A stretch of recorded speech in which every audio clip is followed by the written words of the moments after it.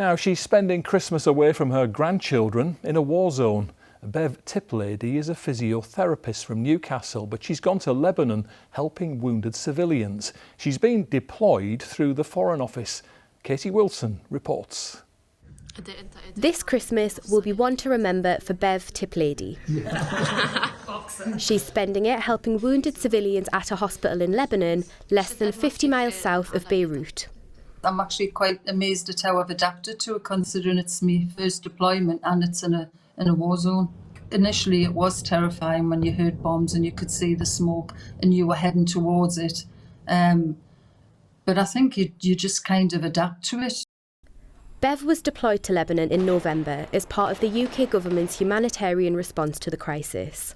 And since the ceasefire, she's been helping people with bomb blast or gunshot injuries get back on their feet.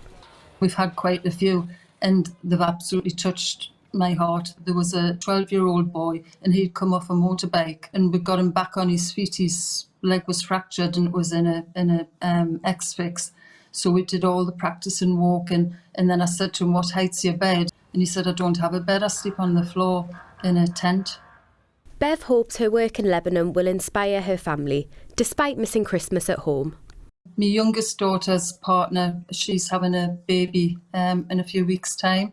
So we keep in touch, texting and phone calls. The rest of me grandchildren are all getting hyped up and excited for Christmas. There isn't anything you can't do if you set your mind to it, because I've waited 8 years for this. I'm heading on to 60, but I didn't give up. And I've had the privilege of working in a war zone in a deployment situation, and I've thoroughly enjoyed it. Katie Wilson, BBC Look North.